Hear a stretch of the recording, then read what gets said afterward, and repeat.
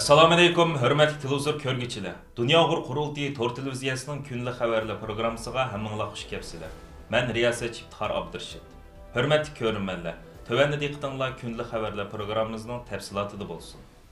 Financial Times gazetida yaqında e'lon qilingan Xitoyning qora qo'li bu yergacha uzardi. Beijing chet ellardagi Uyg'urlarni bir-birini nazorat qilish qandoq qistavotidi degan temadagi tekshirish dokladidan ma'lum bo'lishicha, Xitoy josuslik organlari Londonda Dunyo Uyg'ur qurultiyining raisi Dolqin Iso apandimning piyig'i tushgan.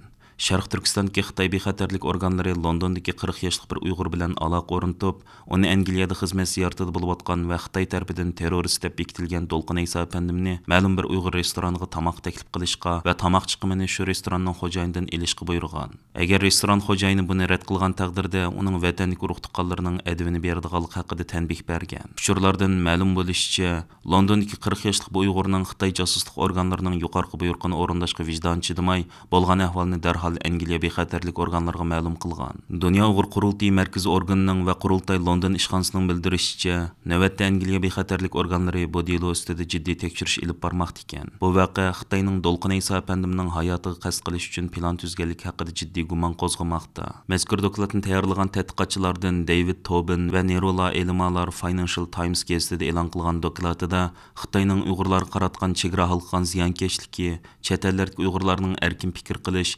tashkilot qurish va o'z madaniyatini saqlab qolish jihatlaridagi huquqlarga jiddiy tahdid shakllantirmoqda. Uyg'urlarni bir-birini nazorat va ta'qib qilishga zo'rlash orqali Uyg'ur jamoati orasida bir-biriga ishonmaslik va parchalanish holatini shakllantirmoqda deb ko'rsatdi.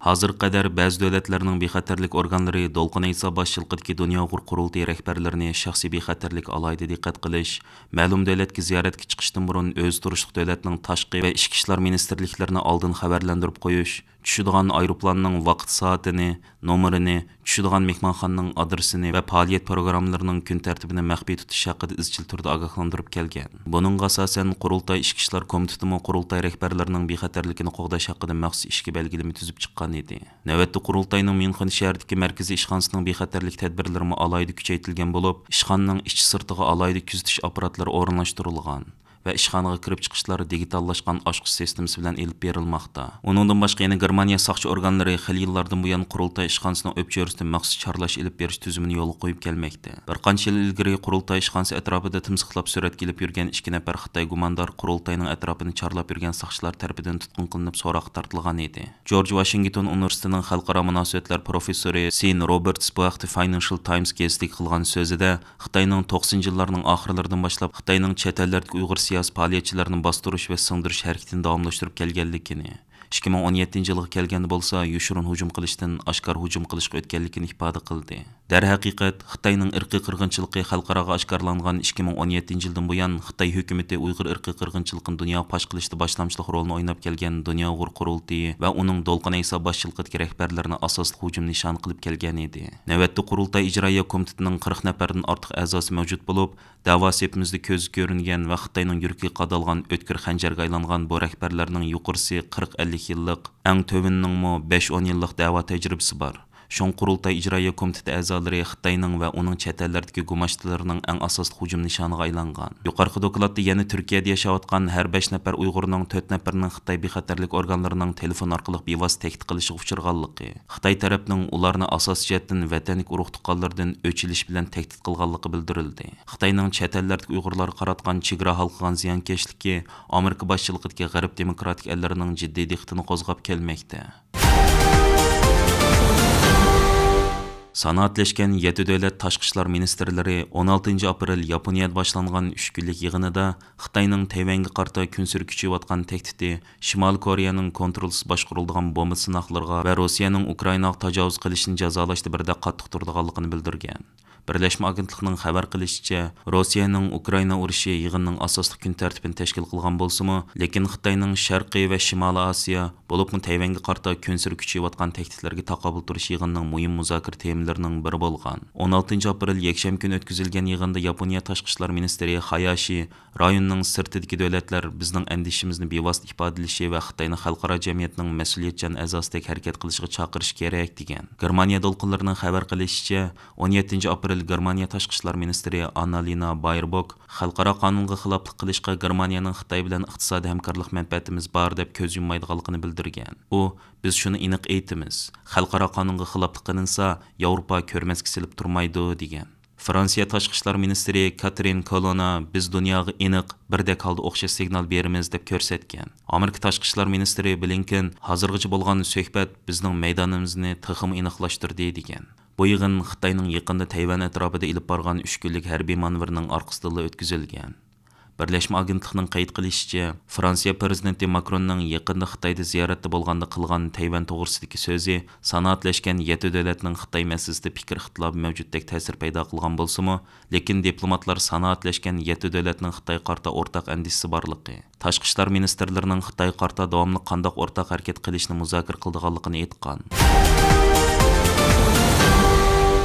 Zamanimizdagi bir qism Uyg'urshunos olimlarni yetildirib chiqqan, shuningdek Uyg'urshunoslik tadqiqotida belgilik salmoqni egallab kelayotgan Harvard universiteti dunyodagi eng danglik oliy maktablarning biri bo'lish sifatida 2023-yili aprel oyining o'rtasida Uyg'urlar haqida uda 3 kunlik faoliyatni ro'yobga chiqardi. Uyg'ur haftaligi deb atalgan bu faoliyatlarning tunjisi 14-aprel kuni talantli fotograf Abdukim Ahmedning Anyurt temisidagi fotosurat ko'rgazmasi bilan boshlandi. Uyg'ur akademiyasi va Harvard universiteti qaramog'idagi Osiyo tadqiqot markazi qatorliq o'rinlar birlikda tashkillangan bu ko'rgazma faoliyati 10-aprel kuni boshlangan bo'lsa-mu, bu vaqtga rasmiy ochilish murosimi 14-aprel kuni kechqurun o'tkazildi.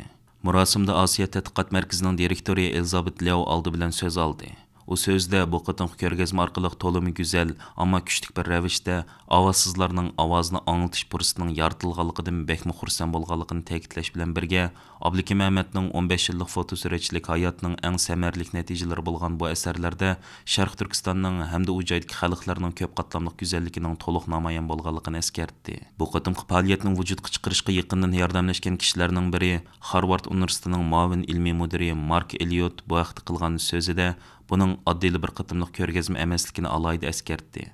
Shu qatorda o'zining buningdan 40 yil avval, ya'ni 1983-yili tunji qitim Sharq Turkistonga borgandagi ta'sirotini eslab, shu vaqtda o'z ko'rgan xalq, yegan tamoq, nazarga tushgan binolar, yerlik til deganlarning hammasining Xitoydan butunlay farqli ekanligini, bu xil tiplik farqning bugungi fotosuratlar ko'rgazmasida yana bir qitim namoyon bo'lganligini, halbuki bu xil o'zgacha go'zallikning bugungi kunda Xitoy hukumatining kontrolida bir-birlab yo'qolayotganligini afsuslik ichida tilga ilib, bu ko'rgazma o'tmishga ulanish, hozir qabohatni e'tirof qilish, shuningdek kelgusiga bo'lgan izgu tilaklar haqidagi umidlarni hosil qilishga vosita bo'ladi dedi. Dunyo Uyg'ur qurultiyining oliy maslahatchisi, Uyg'ur akademiyasining bosh raisi, dori tadqiqoti olimi doktor Rishad Abbosmi shu qatorda so'z ilib, Harvard universitetining bu qitimqi faoliyatni har jihatdan qo'llaganligiga o'z tashakkurini bildirdi. Shuning bilan birga Xitoy hukumati irqiy qirg'inchilikni davom qildirib, insoniyat qarshi jinoyatlarni sodir qilish jarayonida Sharq Turkistonga Xitoyga yot bo'lgan barcha shaylarni yo'q qilayotganda, Sharq Turkistonning yagona go'zalligini namoyon qilgan bu suratlarning qiymati texim yuksalganligini ta'kidlab,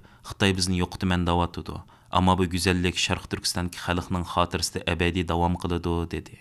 Amerika Uyg'ur birlashmasining raisi Elfidar Iltabirmo shu qatorda so'z ilib, shu qadar go'zal manzarlarning hozir Xitoy hukumatining qirg'inchilik qilmishlariga jo'r bo'lgan holda bir-birlab ko'zdan yutayotganligini, bundaq ahvolda har bir insonning bu xil go'zallikni qo'g'dash majburiyati borligini alohida ta'kidladi. Shuning bilan birga bu xil himoyagarlikning o'z navbatida Xitoyning zulmlariga qarshilik ko'rsatish bo'lganligini eskartdi. Nutq bosqichidan keyin Abdukim Ahmedning do'stlari, Amerika Uyg'ur birlashmasi qatorliqlar o'zlarining bu qitimqi faoliyatga atab elib kelgan turli sovg'atlarni taqdim qilish bilan birga, Abdukim Ahmedga do'ppa va to'n kiydirganda butun zalda guldiros olqish sadosi yangradi. Shu qatorda Abdukim Ahmedga so'z navbati berilganda buning o'zi uchun bekmi ahamiyatli bir kun bo'lganligini alohida ta'kidladi. Bo'libmi ona vatani haqidagi bu xil fotosuratlar ko'rgazmasining dunyodagi eng danglik bir oliy maktabda ko'rgazma qilinish baxtiga muyassar bo'lganligini, o'z kasbiy hayotidagi bir qitimliq eng oliy mukofot deb qaraydiganligini iftixorlik ichida tilga oldi. Bu qitimli ko'rgazma faoliyat zaliga qatorisiga isilgan suratlardagi Sharq Turkistonning o'xshamagan joylarida tortilgan payonsiz cho'llik,